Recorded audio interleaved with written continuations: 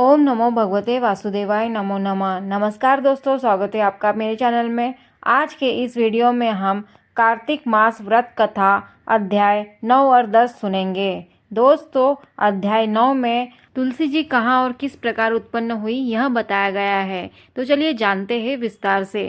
राजा पृथु ने कहा, हे मुनि श्रेष्ठ नारद जी, आपने कार्तिक मास के व्रत में जो तुलसी की जड़ में भगवान विष्णु का निवास बताकर उस स्थान की मिट्टी की पूजा करना बतलाया है।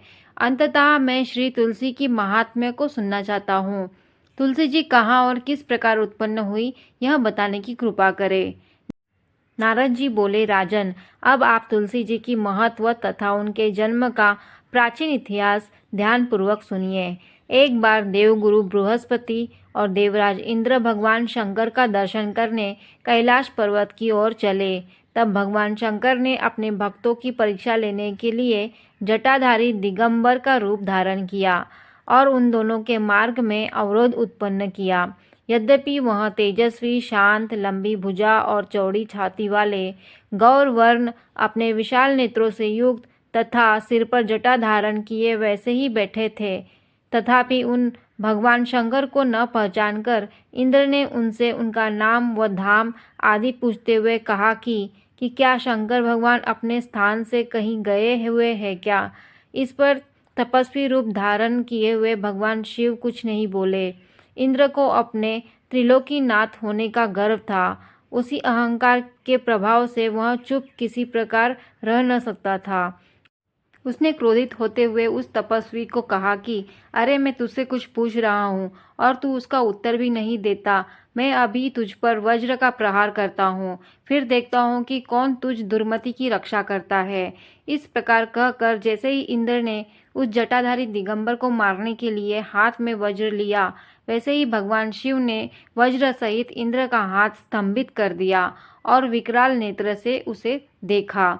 उस समय ऐसा प्रतीत हो रहा था कि वह दिगंबर प्रज्वलित हो उठा है और वह अपने तेज से जला देगा।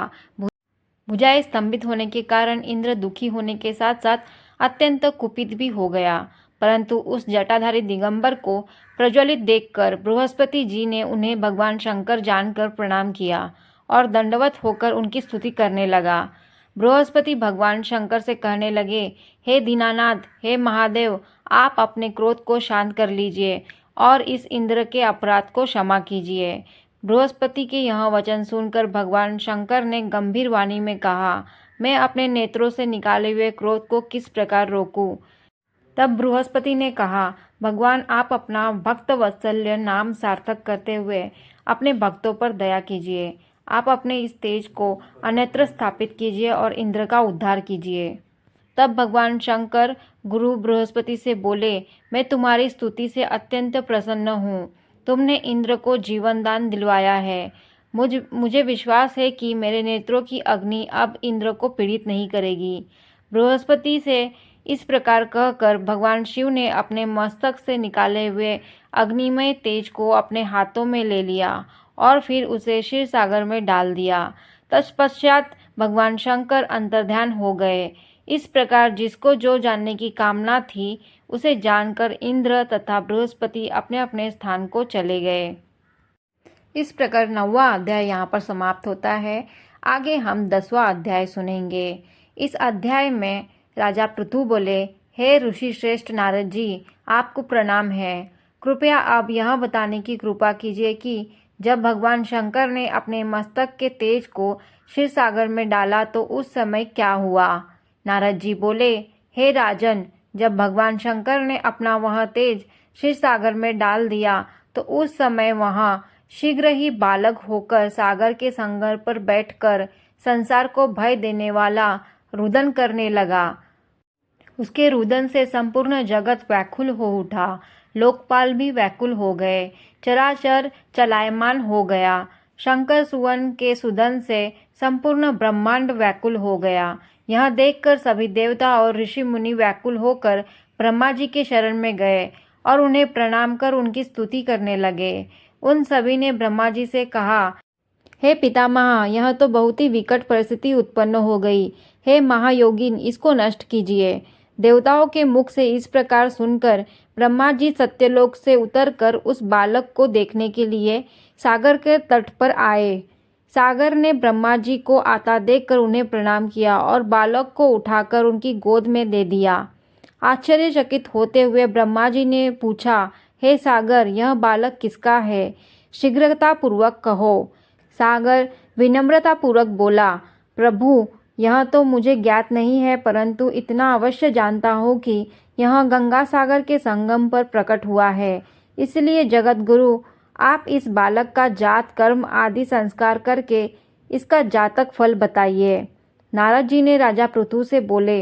सागर ब्रह्मा जी के गले में हाथ डालकर बार बार उनका आकर्षक कर रहा था। फिर तो उसने ब्रह्मा जी का गला इतनी जोर से पकड़ा कि उससे पीड़ित होकर ब्रह्मा जी की आंखों में आंसू टपकने लगे। ब्रह्मा जी ने अपने दोनों हाथों का जोर लगाकर किसी प्रकार सागर से अपना गला छुड़वाया और सागर से कहा, हे सागर, सुनो, मैं तुम्हारे इस पुत्र का जातक फल कहता हूँ। मेरे नेत्रों से जो यह जल निकला है, इस कारण इसका नाम जलंधर होगा। उत्पन्न होते ही ये तरुणावस्था को प्राप्त हो गया है, इसलिए यह सब शास्त्रों का पारगामी, महापराक्रमी, महावीर, बलशाली, महायोद्धा और रण में विजय प्राप्त करने वाला होगा। यह बालक सभी दैत्यों का अधिपति होगा। यह किसी से भी पराजित न होने वाला तथा भगवान विष्णु को भी जीतने वाला होगा। भगवान शंकर को छोड़कर यह सबसे अवध्य होगा। जहाँ से इसकी उत्पत्ति हुई है, यह वहीं जाएगा। इसकी पत्नी बड़ी पतिव्रता, सौभाग्यशालिनी, सर्वांग सुंदरी, परम मनोहर, मधुर वाणी बोलने वाली तथा शीलवान होगी। सागर से इस प्रकार कहकर ब्रह्मा जी ने शुक्राचार्य को बुलवाया और उनके हाथों से बालक का राज्याभिषेक कराकर स्वयं अंतर्ध्यान हो गए। बालक को देखकर सागर की प्रसन्नता की सीमा न रही। वह हर्षित मन से घर आ गया। फिर सागर ने उस बालक का लालन पालन कर उसे पुष्ट किया। फिर कालनेमी नामक असुर को बुलाकर वृंदा नामक कन्या से विधि पूर्वक उसका विवाह करा दिया। उस विवाह में बहुत बड़ा उत्सव हुआ। श्री शुक्राचार्य के प्रभाव से पत्नी सहित जलंधर दैत्यों का राजा हो गया। दोस्तों, इस प्रकार यहाँ पर 10वां अध्याय समाप्त होता है। आगे का अध्याय आपको आने वाले वीडियो में मिल जाएगी। वीडियो आपको अच्छी लगी तो लाइक ज़रूर करिए। जो भी मेरे चैनल पे पहली बार आए हो, सब्सक्राइब करना ना भूलिए। मिलते हैं एक नए वीडियो में। राधे राधे।